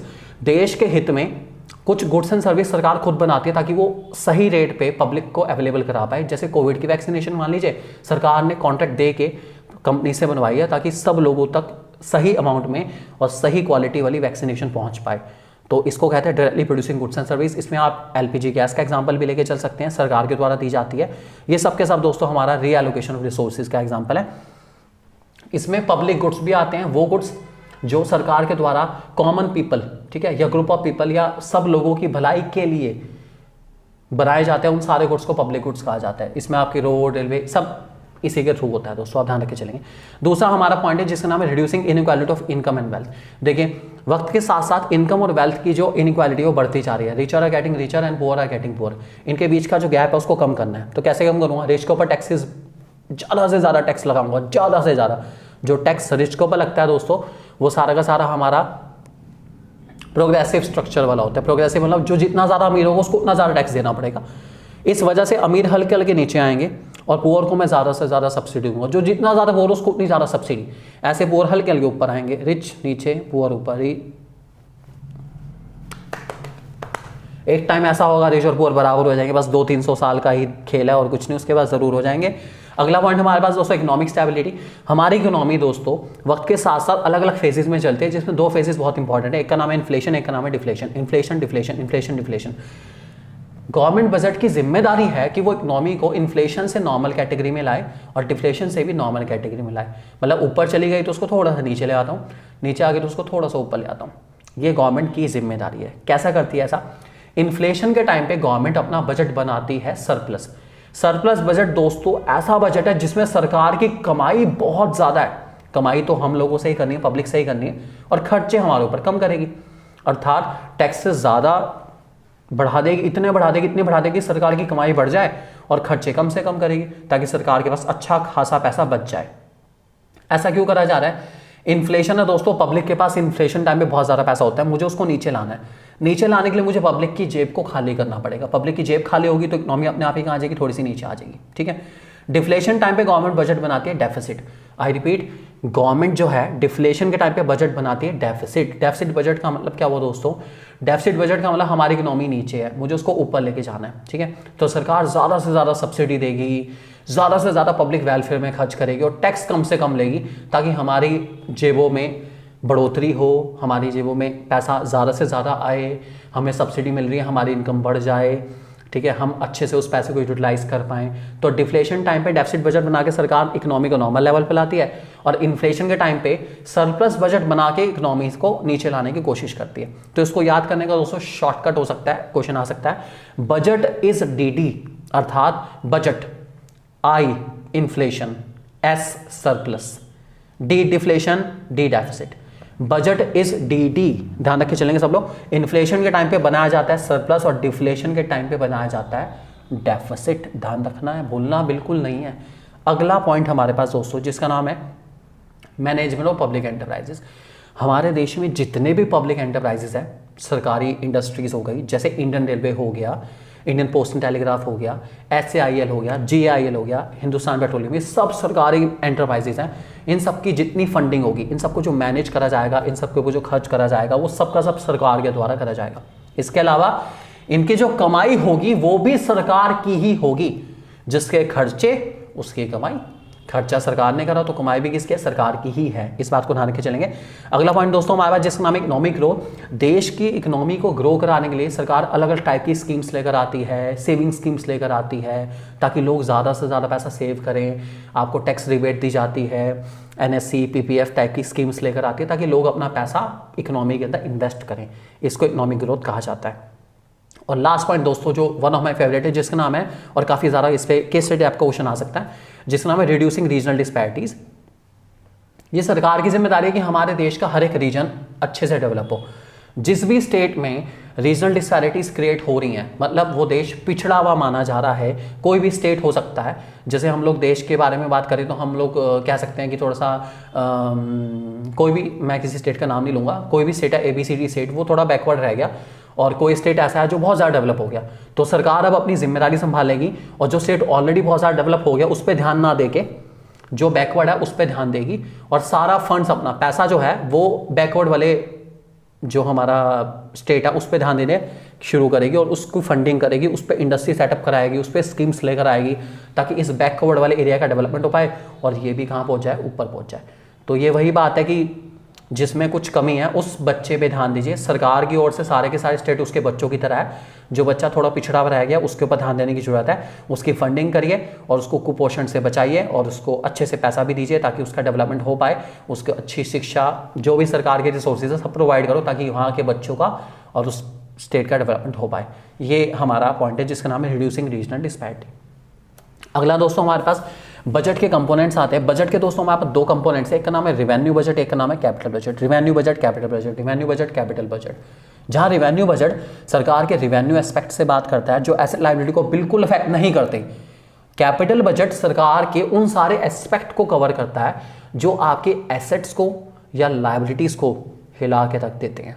I repeat, revenue aspect जो है बजट का दोस्तों वो सरकार के एसेट्स और लायबिलिटीज, सरकार की जो ऑब्लिगेशंस हैं जो सरकार को पूरे करने हैं, सरकार की जो प्रॉपर्टीज हैं, इनमें से किसी को अफेक्ट नहीं करता।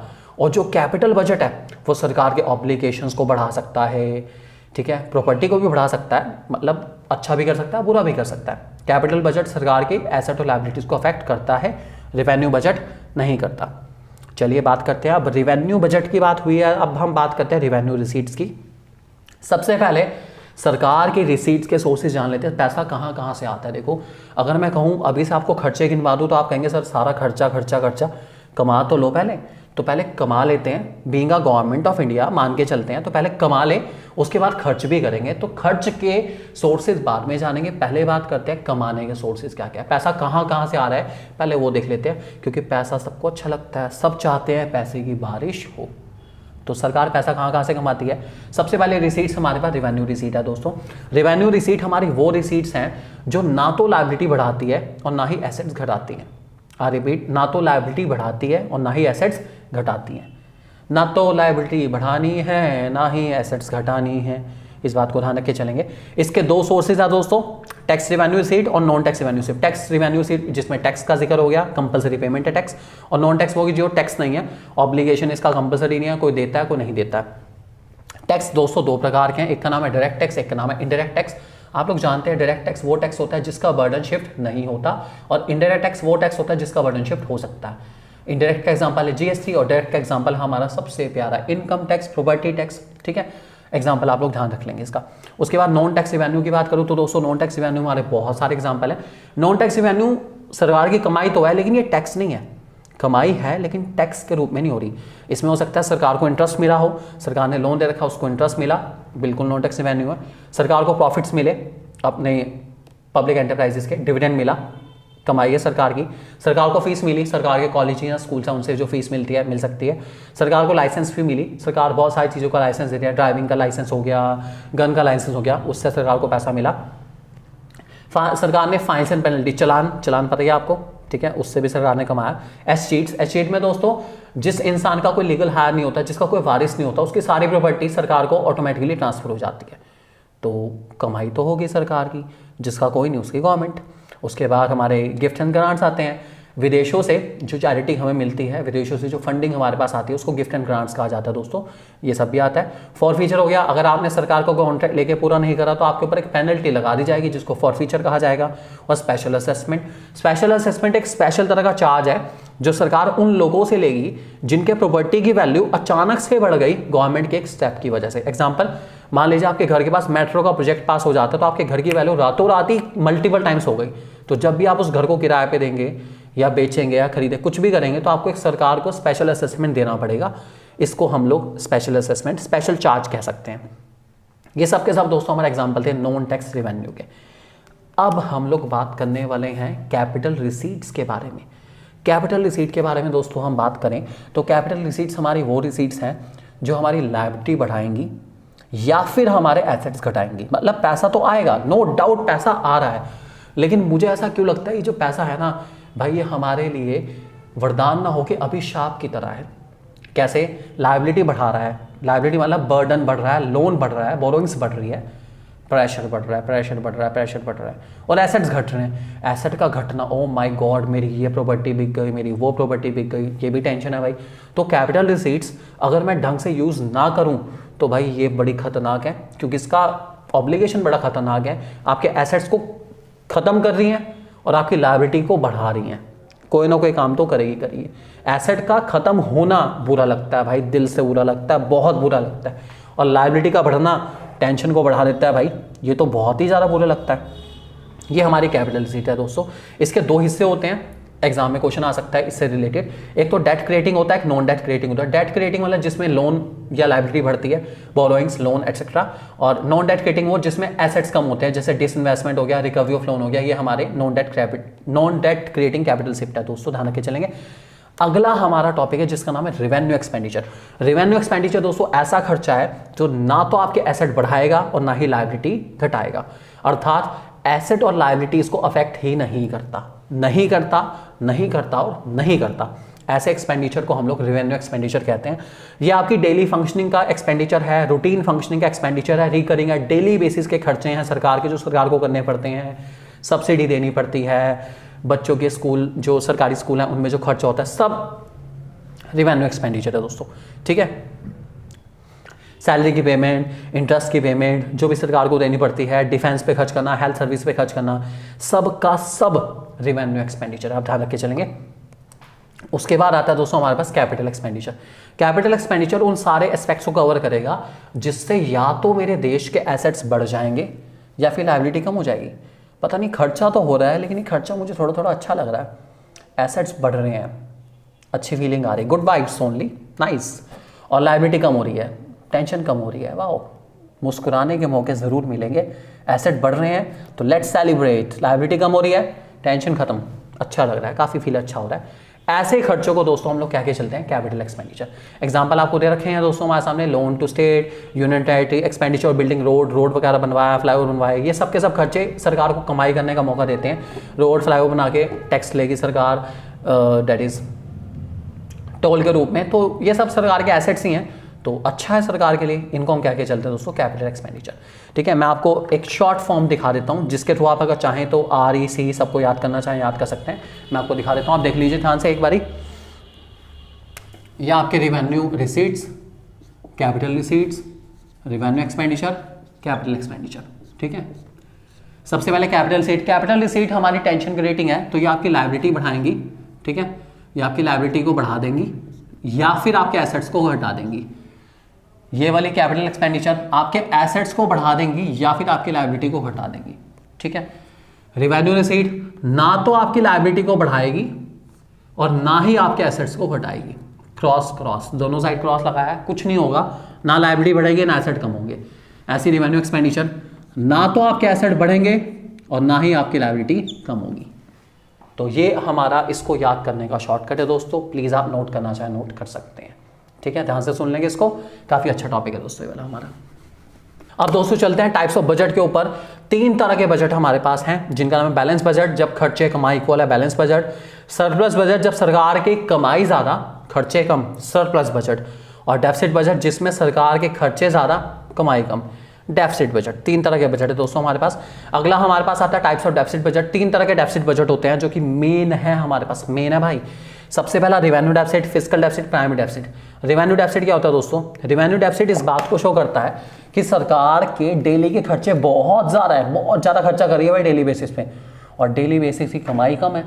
इसका मतलब सरकार की आमदनी 98 है और खर्चा है रुपये का। कमा कम रही है और खर्च ज़्यादा कर रही है, ये फंसेगी सरकार, ये बिक गई है गवर्नमेंट भाई, फंसेगी पक्की बात है। तो ऐसे खर्चे को दोस्तों हम लोग क्या के चलते हैं, रिवेन्यू डेफिसिट। तो रिवेन्यू डेफिसिट वो सिचुएशन को शो करेगा जिसमें सरकार के खर्चे ज़्यादा है, कमाई कम है। डेली के खर्चे ध्यान रख के चलेंगे, रिवेन्यू मींस डेली के खर्चे ज़्यादा है और डेली की कमाई कम है। ठीक है, इसका फॉर्मूला हमारे सामने है दोस्तों, revenue expenditure minus revenue receipts, आप ध्यान रख के चलेंगे। अगला दोस्तों हमारे पास आता है फिस्कल डेफिसिट। फिस्कल डेफिसिट थोड़ा सा कॉम्प्रिहेंसिव तरीके से चलता है, ये बात करता है टोटल एक्सपेंडिचर, सरकार के टोटल खर्चे और टोटल कमाई। ठीक है, सरकार के जब टोटल खर्चे, सारे टोटल खर्चों मीन्स चाहे वो उसके कैपिटल वाले हों या उसके रेवेन्यू वाले हों, सब खर्चे ज़्यादा हैं और सब कमाई कम है, ये भी चिंता का विषय है बिल्कुल अपना। इसमें से बोरोइंग्स हटा दी जाएगी, ध्यान रख के चलेंगे। इसका फॉर्मूला यही है, total expenditure minus total receipt excluding borrowings. ये शो करता है सरकार की हालत बहुत ज़्यादा खराब है, सरकार के खर्चे बढ़ते जा रहे हैं और इसकी वजह से हो सकता है उसको बोरिंग्स भी लेनी पड़े। फिस्कल डेफिसिट का आंसर दोस्तों हमेशा बोरिंग्स के इक्वल आता है। अगर आपका फिस्कल डेफिसिट बढ़ रहा है इसका मतलब आपकी बोरिंग्स बढ़ रही है। बोरिंग्स का बढ़ना बिल्कुल अच्छी बात नहीं है, क्योंकि बोरिंग्स जितनी ज़्यादा बढ़ेगी बर्डन आपके सिर पे पड़ेगा, इंटरेस्ट देना है, तो बोरिंग्स को बढ़ने मत दीजिए बिल्कुल भी। जिस देश की बोरिंग्स बढ़ जाती है वो फॉरेन के ऊपर डिपेंड हो जाता है, किसी ना किसी के ऊपर डिपेंड ही है, बेचारा हाथ जोड़ के पैसा मांग रहा है कि पैसा दे दो, देश चलाने के लिए पैसा दे दो, हालत खराब ही है, तो बोरिंग्स बढ़ने नहीं देनी बिल्कुल भी। ठीक है, और तीसरा डेफिसिट दोस्तों हमारे पास आता है जिसका नाम primary deficit. Primary deficit difference होता है हमारे फिस्कल डेफिसिट और इंटरेस्ट पेमेंट के अंदर। जब आप किसी से बोरोइंग करते हैं तो उसका इंटरेस्ट भी आपको देना पड़ता है अगले साल, तो अगले साल जो आप पैसा बोरो करोगे उसमें से पिछले साल वाली बोरोइंग का जब आप इंटरेस्ट माइनस करोगे, इस पॉइंट को कहा जाएगा दोस्तों प्राइमरी डेफिसिट। काफी इंपॉर्टेंट पॉइंट है, इसको ध्यान रख के चलेंगे। और इसी के साथ दोस्तों हमारा गवर्नमेंट बजट वाला चैप्टर हुआ फिनिश। अब हम लोग चलेंगे, सबसे पहले दोस्तों हम लोग बात करते हैं फॉरेन एक्सचेंज रेट के मीनिंग के बारे में। फॉरेन एक्सचेंज रेट दोस्तों बहुत ही शानदार डेफिनेशन है, जिस रेट पे इंडियन करेंसी को फॉरेन करेंसी में और फॉरेन करेंसी को इंडियन करेंसी में कन्वर्ट करा जाएगा, उसको कहा जाता है फॉरेन एक्सचेंज रेट। मान लीजिए $1 50 रुपए का है, वैसे है नहीं, मानते हैं $1 50 रुपए का, तो ये क्या है, ये फॉरेन एक्सचेंज रेट है। इसका मतलब जब तक आप 50 रुपए दोगे नहीं तब तक आपको $1 मिलने वाला नहीं है। इसको कहा जाता है दोस्तों फॉरेन एक्सचेंज रेट। ध्यान रखे चलेंगे, डेफिनेशन आपके सामने आ रही है कि $1 50 रुपए का है, तो $1 की वैल्यू, अगर $1 की वैल्यू निकालनी पड़ती है तो $1/50 दैट इज $0.02 आएगी। उसके बाद हमारा एक बड़ा अच्छा डिफरेंस यहाँ पर आ सकता है, डिफरेंस कह लीजिए या टॉपिक कह लीजिए, करेंसी डेप्रिसिएशन और करेंसी एप्रिसिएशन में क्या फर्क है। देखो, जब भी दोस्तों मैं करेंसी बोलता हूँ तो ये हमेशा डोमेस्टिक करेंसी की बात हो रही है। किसकी बात हो रही है? Domestic currency. जब तक फॉरेन वर्ड ना जुड़ा हो करेंसी के साथ, हमेशा रुपये की बात चल रही है। रुपी हमारा भारतीय रुपया हमें बहुत प्यारा है, आप लोग जानते हैं, क्योंकि सब पैसे से है तो रुपया तो बहुत ही प्यारा, सबको बहुत अच्छा लगता है। करेंसी डेप्रिसिएशन का मतलब इंडियन रुपी का डेप्रिसिएशन। इंडियन रुपी का डेप्रिसिएशन का मतलब होता है कि जब आपको डॉलर खरीदने में ज़्यादा पैसे लगाने पड़ रहे हैं, ज़्यादा रुपीज़ देने पड़ रहे हैं, तो ये हमारी करेंसी का डेप्रिसिएशन है। एग्जाम्पल मैं आपको देता हूँ, मान लीजिए पहले 50 रुपये देने पर एक डॉलर मिल जाता था, अब 60 रुपये देने पर एक डॉलर मिल रहा है, तो आपको अच्छा फील होगा, बुरा फील होगा? आप कहेंगे इन्फ्लेशन आ गया, इन्फ्लेशन आ गया, पहले 50 में मिलता था डॉलर, अब 60 में मिल रहा है, डॉलर बड़ा महंगा हो गया भाई, डॉलर तो बहुत ही महंगा होता जा रहा है, क्या करे क्या करे, चिंता का विषय, डॉलर महंगा होता जा रहा है। तो यही है दोस्तों करेंसी डेप्रिसिएशन। जब आपको फॉरेन की करेंसी खरीदने के लिए ज़्यादा से ज़्यादा रुपीज़ खर्च करने पड़े तो इसको करेंसी डेप्रिसिएशन कहा जाएगा। ये हमारी करेंसी का डेप्रिसिएशन है, क्योंकि मेरे को अपनी करेंसी ज़्यादा खर्च करनी पड़ रही है उनका $1 खरीदने के लिए। बड़ी शर्म की बात है, लेकिन उनका $1 खरीदने के लिए मुझे आज के टाइम में 75 रुपीज़ देने पड़ते हैं अप्रॉक्स। शर्म की बात है हमारे लिए। तो यह है दोस्तों करेंसी डेप्रिसिएशन। क्या कहते हैं? Currency depreciation. जब भी आपको $1 खरीदने में ज़्यादा पैसे देने पड़े, ज़्यादा रुपीज़ देने पड़े, इसको करेंसी डेप्रिसिएशन कहते हैं। लेकिन करेंसी डेप्रिसिएशन का एक छोटा सा फायदा भी है, जब जब करेंसी डेप्रिसिएशन होती है तब तक हमारे एक्सपोर्ट बढ़ जाते हैं, क्योंकि विदेश वाले लोग इंडिया में ज़्यादा से ज़्यादा घूमने आते हैं, इंडिया से ज़्यादा सामान लेके जाते हैं। उनका $1 हमारे लिए 75 रुपीज़ के बराबर है। इसका मतलब उनके $1000 इंडिया में आते 75,000 रुपीज़ बन जाएंगे। 75,000 रुपीज़ दोस्तों अच्छी खासी रकम है। उनके लिए $1,000 की वैल्यू बहुत ज़्यादा नहीं है, लेकिन हमारे लिए बिंग इंडियन 75,000 रुपीज़ की वैल्यू बहुत ज़्यादा है। तो देखिए कि अगर वो सिर्फ $1000 ही लेके आए इंडिया के अंदर, तो वो आराम से इंडिया में 5-10 दिन बहुत अच्छे से ज़िंदगी जी सकते हैं। 75,000 5-10 क्या, जीने वाले लोग महीना भी जीते हैं, लेकिन आराम से 10-15 दिन की ज़िंदगी ऐशो आराम वाली जी जा सकती है, कोई दिक्कत वाली बात नहीं। उसके बाद दोस्तों आता है हमारा करेंसी एप्रिसिएशन। हमारे रुपीज़ का एप्रिसिएशन बड़ा अच्छा फील हो रहा है, बहुत अच्छा लगा सुन के। करेंसी एप्रिसिएशन का मतलब हुआ हमारे रुपये की वैल्यू बढ़ रही है। हमारे रुपये की वैल्यू बढ़ने का मतलब पहले 50 रुपये का डॉलर आता रहा, अब 40 रुपये का आता है सिर्फ। पहले 50 में खरीदते, अब 40 में खरीदते हैं। 40 रुपये में डॉलर आ जाता है उनका, सस्ता पड़ता है हमें तो, ठीक है। इसको कहते हैं करेंसी एप्रिसिएशन। फिर अच्छा हो रहा है, डॉलर सस्ता हो गया, करेंसी एप्रिसिएशन। जब जब करेंसी एप्रिसिएशन होता है तब तो हमारे इंपोर्ट बढ़ जाते हैं, क्योंकि बाहर से सामान मंगाना सस्ता होता है, डॉलर सस्ता है, मुझे पेमेंट डॉलर में करानी है, सस्ता खरीदूंगा, सस्ता पेमेंट कर दूंगा, जल्दी से सामान भी आ जाएगा सारा का सारा, मुझे सामान सस्ता पड़ेगा। तो इसको कहा जाता है दोस्तों करेंसी एप्रिसिएशन। सामान मैं ज़्यादा मंगाता हूँ इसलिए इंपोर्ट बढ़ जाते हैं। अगला दोस्तों हमारे पास 3 तरह के एक्सचेंज रेट सिस्टम है, जिसमें फिक्स एक्सचेंज रेट सिस्टम है, फ्लेक्सिबल एक्सचेंज रेट सिस्टम है और manage floating exchange rate system भी है। काफ़ी इंपॉर्टेंट है तीनों के तीनों। सबसे पहले बात करता हूँ फिक्स एक्सचेंज रेट सिस्टम के बारे में। ऐसा सिस्टम जिसमें सरकारें डिसाइड करती है कि करेंसी का रेट क्या होगा। हमारी सरकार, उनकी सरकार आपस में मिलजुलती है, बात करती है और रेट फिक्स करती है। इसको फिक्स एक्सचेंज रेट सिस्टम कहा जाता है। आई रिपीट, जब दोनों गवर्नमेंट मिलजुल के डिसाइड करे कि फॉरेन करेंसी का रेट क्या होगा, उसको फिक्स एक्सचेंज रेट सिस्टम कहा जाएगा। काफ़ी इंपॉर्टेंट है, ध्यान रख के चलेंगे। इसको करने का मेन सिस्टम यह है कि ट्रेड के अंदर स्टेबिलिटी रहे, बार बार करेंसी की वैल्यू डेली बेसिस पे ऊपर नीचे ना हो, इसलिए हम लोग फिक्स एक्सचेंज रेट सिस्टम को यूज़ करते हैं, ठीक है। उसके बाद दोस्तों हमारा दूसरा आता है जिसका नाम है फ्लेक्सिबल एक्सचेंज रेट सिस्टम, जिसमें मार्केट फोर्सेस डिमांड और सप्लाई तय करें कि रेट क्या होगा।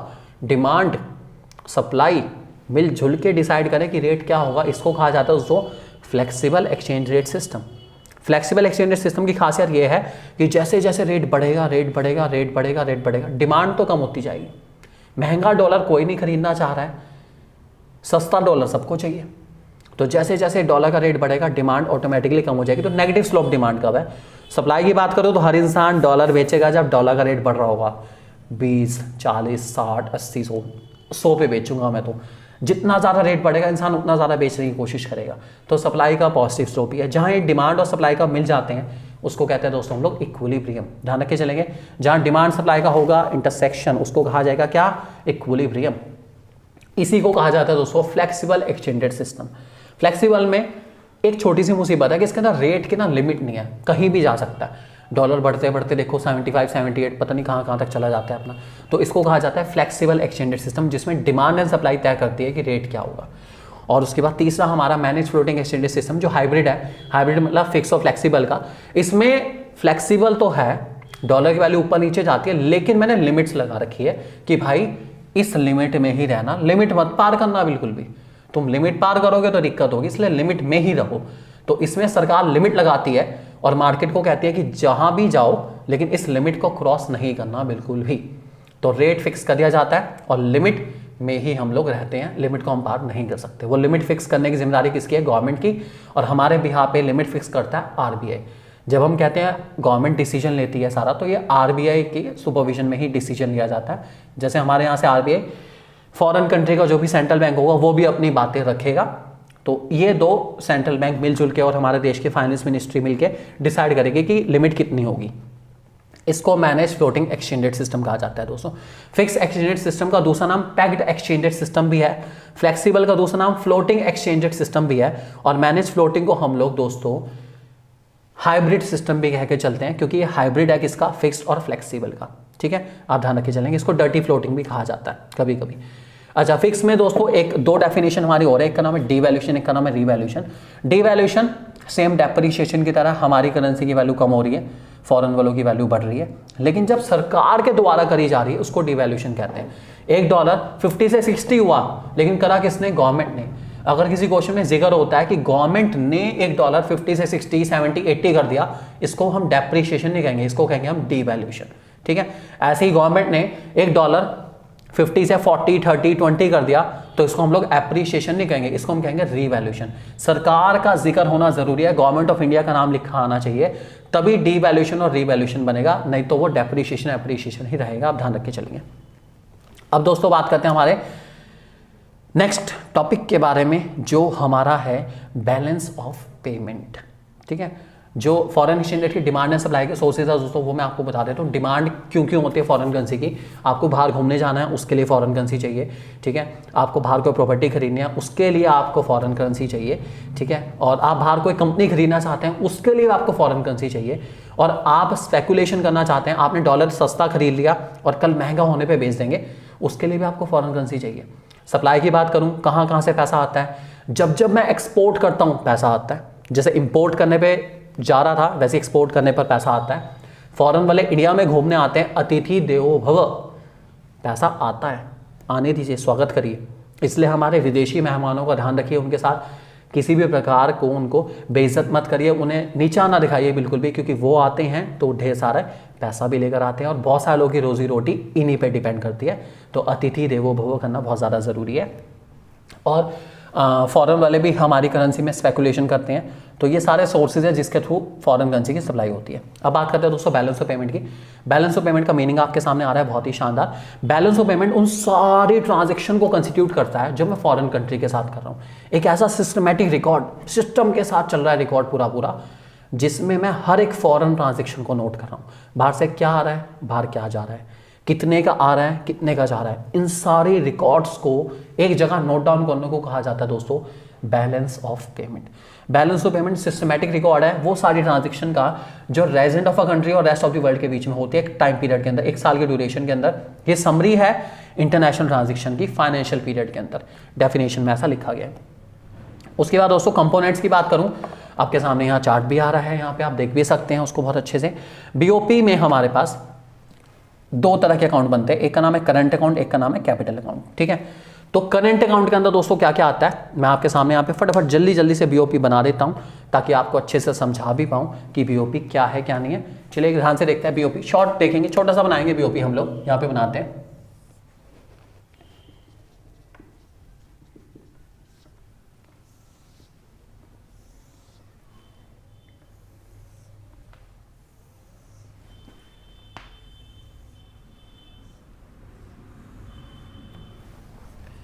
हमारे पर्टिकुलर्स अमाउंट ये ध्यान रख के चलेंगे दोस्तों। ये हमारी क्रेडिट साइड है, ये वाली हमारी डेबिट साइड है जो कि अकाउंट से थोड़ी सी अलग है। ठीक है, जहाँ पे ये हमारी क्रेडिट साइड है दोस्तों, ये इनफ्लो वाली साइड है हमारी। इनफ्लो आप लोग जानते हैं, पैसा आएगा तो यहाँ आएगा, और ये हमारी सारी की सारी आउटफ्लो वाली साइड है, पैसा जाएगा तो यहाँ पे जाएगा। ठीक है, ये इनफ्लो ये आउटफ्लो, ये पॉजिटिव साइड है। ठीक है, और ये हमारी नेगेटिव साइड है। वो सारी चीजें जिसके थ्रू हमारा पैसा आए, फॉरेन से पैसा आए, उसको मैं इधर नोट करूंगा, और जिसके थ्रू पैसा जाए उसको मैं इधर नोट करूंगा। सबसे पहला पैसा आने का source export of goods.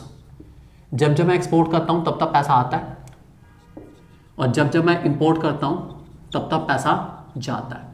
Export से पैसा आता है, इंपोर्ट से पैसा जाता है। ये हमारी विजिबल ट्रांजेक्शन है। विजिबल मतलब दिखती है, सबको दिखती है, मुझे भी दिखती है, आपको भी दिखती है। एक्सपोर्ट इंपोर्ट हम बहुत सारी चीज़ों का करता है। इवन जो फ़ोन जिसके थ्रू आप ये वीडियो देख रहे हैं, ये लैपटॉप, वो भी शायद हो सकता है एक्सपोर्ट इंपोर्ट हुआ हो, डेफिनेटली चांसेस काफ़ी ज़्यादा है। ये हमारा सबसे पहला पॉइंट है। उसके बाद हमारा एक्सपोर्ट ऑफ सर्विसेज। हमारा इंडिया बहुत तरह की सर्विसेज एक्सपोर्ट करता है, जिसमें आउटसोर्सिंग मेन है, लेकिन वो इनविजिबल होती है, दिखती नहीं है लेकिन होती तो है। ऐसे ही हमारा इंडिया बहुत सारी सर्विस इंपोर्ट भी करता है, जो कि दिखती नहीं है लेकिन होती तो है, ये इनविजिबल रहती है। ठीक है। उसके बाद दोस्तों हमारा रहता है यूनिलेटरल। यूनिलेटरल ट्रांसफ़र दोस्तों वो सारा फंड है जो हम लोग अपने रिश्तेदारों को भेज रहे हैं। अगर रिसीव कर रहा हूँ तो यहाँ लिखूँगा, और अगर यूनिलेटरल ट्रांसफ़र सेंड कर रहा हूँ तो दोस्तों मैं यहाँ लिखूँगा। ये यूटी मीन्स यूनिलेटरल ट्रांसफ़र, आप ध्यान रख के चलेंगे। पैसा आना फॉरेन से यहाँ लिखा जाएगा, पैसा जाना यहाँ लिखा जाएगा। और उसके बाद लास्ट हमारे पास है दोस्तों इसके अंदर, जिसका नाम है कैपिटल रिसीट्स, और इधर आएगा दोस्तों कैपिटल पेमेंट या कैपिटल एक्सपेंडिचर भी कह सकता हूँ। पेमेंट कह लीजिए, ऑब्लिक एक्सपेंडिचर कह लीजिए, बात एक ही है, कोई दिक्कत वाली बात नहीं। ठीक है। ये वही है सिस्टम दोस्तों, वही गवर्नमेंट बजट वाले चैप्टर वाली सिस्टम है। कैपिटल रिसीट वो रिसीट है जो आपकी लायबिलिटी को बढ़ा सकती हैं या फिर आपके एसेट्स को घटा सकती हैं, और कैपिटल पेमेंट एक्सपेंडिचर वो सारे खर्चे हैं जो आपके एसेट्स को बढ़ा देते हैं या फिर लायबिलिटी को घटा देते हैं। ठीक है। ये वही है सिस्टम सारा का सारा। इसमें दोस्तों हमारे जो ये ऊपर के 1 2 3, ये 2, ठीक है, 1 2 3 और इधर भी 3 शुरू के, ये हमारे करंट अकाउंट का पार्ट है दोस्तों। ये हमारा करंट अकाउंट है, और ये जो नीचे आपको नज़र आ रहा है ये सारा का सारा, बाद में इसको हम बीओपी को बैलेंस कर देंगे। जो भी होगा हो जा भाई, बैलेंस हो जा, हो गया, बैलेंस हो गया। ठीक है। ये जो हमारे नीचे वाले 2 पार्ट है दोस्तों, ये हमारे कैपिटल अकाउंट है। आई रिपीट, नीचे वाला हिस्सा हमारा कैपिटल अकाउंट का है। ठीक है। ऊपर वाला हिस्सा हमारा करंट अकाउंट, नीचे वाला हिस्सा हमारा किसका है? कैपिटल अकाउंट का। ठीक है। आप ध्यान रख के चलेंगे, कैपिटल अकाउंट और ऊपर वाला हमारा करंट अकाउंट का। ठीक है। तो करंट अकाउंट के दोस्तों कंपोनेंट्स की बात करते हैं, आपको दिख भी रहा है यहाँ पे करंट अकाउंट कंपोनेंट्स में। करंट अकाउंट के अंदर दोस्तों हमारे पास आते हैं export of goods, import of goods आते हैं, आप देख पा रहे हैं। ठीक है। Export of service, import of service आता है, और हमारी यूनिलेटरल ट्रांसफर, रिसीव्ड और सेंड भी आता है। ये हमारा करंट अकाउंट का पार्ट है ऊपर वाला। कैपिटल अकाउंट अगर आपके सामने यहाँ दिख रहा है दोस्तों, कैपिटल अकाउंट में 2 चीजें आती हैं हमारी, कैपिटल रिसीट्स और कैपिटल पेमेंट। इनको हम फर्दर क्लासीफाई करें तो कैपिटल रिसीट में हमारे वो सारी चीजें, बोरोइंग्स, फॉरेन से मैंने बोरोइंग्स करी, फॉरेन वालों ने मेरे यहाँ इन्वेस्टमेंट करी, वो सब इधर आएगा। कैपिटल पेमेंट, मैंने उनके यहाँ बोरोइंग दी, मतलब मैंने उनको पैसा दिया, लैंडिंग दी कि लो पैसा, मेरे पास पैसे की कमी नहीं, ले लो पैसा मेरे से, लैंडिंग करी, एसेट बढ़ गए, मैंने उनके यहाँ इन्वेस्ट कर दिया। मैं कहा खरीदो, 2 4 20 50 फ्लैट खरीदते हैं फॉरेन में, कोठी खरीदते हैं बहुत अच्छी सी, गाड़ी खरीदते हैं फॉरेन में, कंपनी खरीदते हैं, सबका सब कैपिटल पेमेंट उस साइड आएगा। तो अगर मैं पैसा दे रहा हूँ तो इस तरफ, उनसे ले रहा हूँ तो इस तरफ। ये हमारा एक छोटा सा सिस्टमेटिक रिकॉर्ड है कैपिटल अकाउंट का। आपको यहाँ पर जो है देख पा रहे हैं पूरा इसको, उम्मीद करता हूँ आप अच्छे से देख पा रहे होंगे इस डिफरेंस को। काफ़ी इंपॉर्टेंट है दोस्तों डिफरेंस ये वाला हमारा करंट अकाउंट और कैपिटल अकाउंट में। इसमें दोस्तों एक और छोटा सा डिफरेंस आता है हमारा ऑटोनोमस और एकोमोडेटिंग आइटम्स का। देखिए बीओपी के वो सारी चीज़ें जो प्रॉफिट मोटिव से हो रही हैं, सब प्रॉफिट मोटिव से होती हैं, उसको ऑटोनोमस आइटम कहते हैं। और जो बैलेंसिंग मोटिव से, बैलेंसिंग मतलब बीओपी हमारा कभी बैलेंस नहीं होता, तो at the end of the day, year के एंड में मैं इसको बैलेंस करने की कोशिश करता हूँ, तो जो भी मैं करूँगा उस टाइम पे उसको एकोमोडेटिंग आइटम कहा जाता है। ऑटोनोमस का दूसरा नाम above the line item, accommodating का दूसरा नाम below the line item. Autonomous दोस्तों हमारे करंट अकाउंट और कैपिटल अकाउंट में हर जगह होती है, लेकिन एकोमोडेटिंग सिर्फ कैपिटल अकाउंट में होती है। ऑटोनोमस गवर्नमेंट के द्वारा भी करी जा सकती है, प्राइवेट सेक्टर के द्वारा भी करी जा सकती है, लेकिन जो एकोमोडेटिंग है वो सिर्फ गवर्नमेंट ही करेगी। इसका मतलब है प्राइवेट सेक्टर और गवर्नमेंट मिलकर रायता फैलाएंगे तो सही, लेकिन रायता पहुंचने की जिम्मेदारी किसकी है? सिर्फ और सिर्फ हमारी सरकार की है। सरकार करेगी रायता, साहब क्या कर सकते हैं, जिम्मेदारी है सरकार की। तो ये है हमारा दोस्तों बैलेंस ऑफ पेमेंट अकाउंट। इस पर मैक्सिमम क्वेश्चन आपके पूछे जाएंगे कि कौन सी चीज़ कहाँ आ रही है।